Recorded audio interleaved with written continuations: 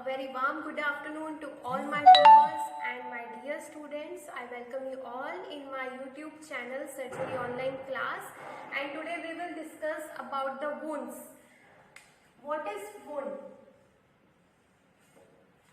Wounds are the break in the integrity of the skin or a tissue, and that will disrupt the function and structure of that tissue or the area. So what is wound? It is a break in the integrity of the skin or tissue or could be a bone. So wound can be anywhere, कहीं पे भी हो सकता है, and that will associate with the disruption of the structure and function. So ulcer क्या है? Ulcer is also a break in the continuity of the skin. So ulcers are also a type of wounds. So now begin with the classification. The first type of classification, there are 5 type of classifications of wounds. The first is Wakefield. Wakefield classification. Wakefield classification में दो types of wounds हैं, tidy and untidy. The first is tidy. Tidy means clean wounds. Clean wounds caused by a sharp object or a sharp instrument, surgical instrument. तो ऐसे wounds जो clean है and sharp object से या surgical instrument से हुए हैं while in a operation theater also. So these are the tidy wounds. In tidy wounds primary suturing करते हैं, ट्रीटमेंट में प्राइमरी सूचरिंग करके वुंड्स को क्लोज कर देते हैं एंड देन प्राइमरी इंटेंशन से हीलिंग होती है. We will study the healing of wound afterwards, primary intention and secondary intention. So in tidy wounds primary intention से प्राइमरी सूचरिंग के थ्रू हीलिंग होती है. Then the second is untidy wounds. Untidy wounds जो है जहाँ पे infection हो गया है या wounds that are not clean, untidy wounds. And cause क्या है इसका? That wounds are caused by like devitalized injury, avulsions, crushing injuries हो गई. Then जैसे injury to bone, underlying fracture हो गया, bone fracture हो गया, या फिर injury to any vessels, nerves, या कोई important organ, या burns. In case of burns also, जहाँ पे इन्फेक्शन के चांसेस है, जहाँ पे wounds is not clean, untidy wounds. अब यहाँ पे ट्रीटमेंट में क्या करेंगे? Secondary suturing. फर्स्ट जो था टाइडी वुंड्स, उसमें प्राइमरी सूचरिंग करेंगे. जो अनटाइडी वुंड्स हैं उसमें सेकेंडरी सूचरिंग करेंगे. एंड देन स्किन ग्राफ्ट और skin flap will be used afterwards. Skin graft and skin flap. First जो था टाइडी वुंड्स, उसके अंदर प्राइमरी इंटेंशन से हीलिंग हो रही थी. जो सेकेंडरी है दैट इज अनटाइडी वुंड्स, जो क्लीन नहीं है वहां पे सेकेंडरी इंटेंशन से क्लीनिंग होगी. So that is the first type of classification, Wakefield.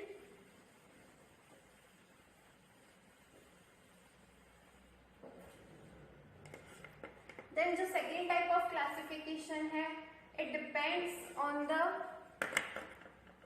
Time elapsed. Time elapsed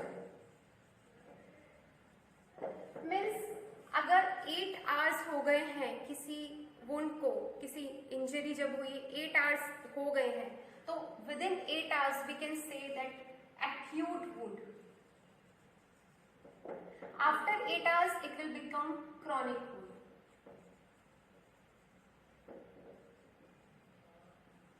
So this is the second type of classification depending on the time elapsed. Then third type of classification is the involvement of structure. So that classification depends upon the type of involvement of structure. So इसमें अगर structure involved, so इसके अंदर है simple wound and compound wound. अगर एक ही type का tissue या ऑर्गन इन्वॉल्व है, that can be said as a simple wound.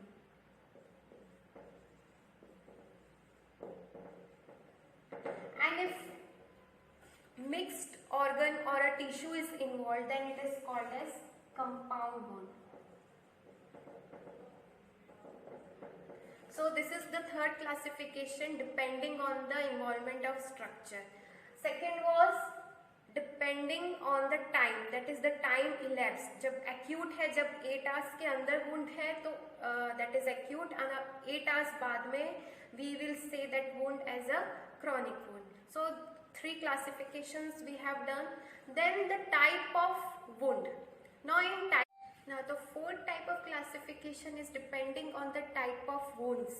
So let's begin with the type of wounds. First is clean incise wound, that are clean tidy wounds, जहाँ पे clean है, edges are linear.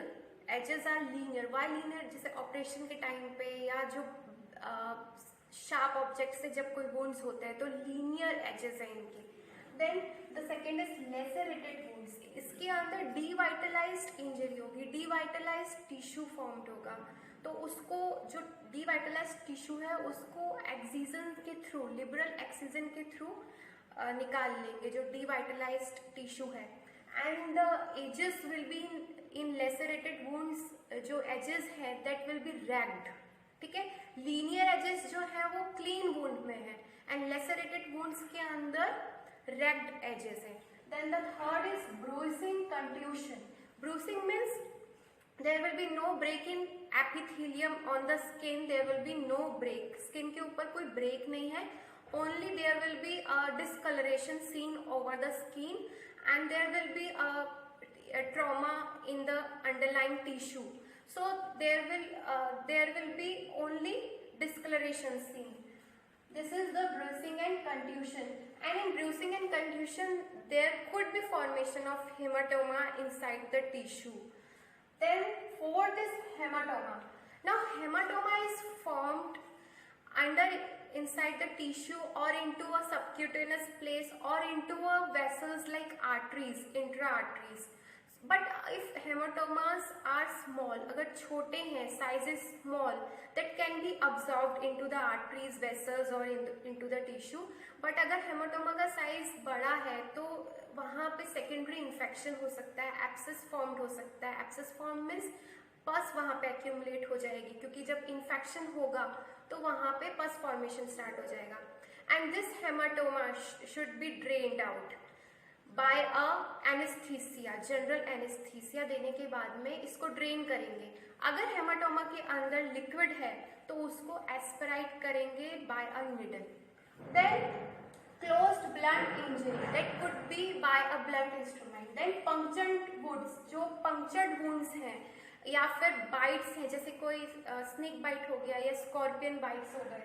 Then abrasions जो है वो भी क्या है, epithelium में है, and beneath the epithelium कोई damage नहीं है, and that could be healed by epithelialization के through ये अपने आप heal हो जाएगा. Then crush injuries, it could be through a road accidents. Then war wounds or gunshots wounds, जब वार के अंदर जब कोई वार है उसके अंदर जब कोई wounds हो रहे हैं through a gun. Then if injury is to the bones का involvement है या injury किसी vessels में है, arteries में है, nerves में है, bones में कोई fracture है. Then penetrating wounds means by a blunt instrument, by a stab, by using a stab injury. अगर कोई stab injury के through या stab के through injury हो रही है and there is involvement of deeper organs, जहाँ पे organs तक चला गया है, अंदर तक penetrate हो गया, तो that is penetrating wound. Now type of the fifth is on the type of the thickness involved, मतलब wound की कितनी thickness है. तो fifth classification is based on the thickness of wound. इसमें जो first है that is the superficial वो है जब खाली epidermis involved है, only epidermis and a dermal papillae are involved, सिर्फ epidermis skin की जो है वो involved है. Then second is partial thickness. जब एपिडर्मिस इन्वॉल्व है एंड डर्मिस भी इन्वॉल्व है, बट डर्मिस पूरी इन्वॉल्व नहीं है, डर्मिस में जो हेयर फॉलिकल्स हैं या स्वेट ग्लैंड्स हैं वो इन्वॉल्व नहीं है। Then third is full thickness. Full thickness के अंदर एपिडर्मिस एंड डर्मिस भी इन्वॉल्व है एंड हाइपोडर्मिस भी इन्वॉल्व है, पूरी स्किन ही इन्वॉल्व है, also with the subcutaneous tissue also, that is full thickness. Then उसके बाद में फोर्थ है दैट इज डीप वुंड्स।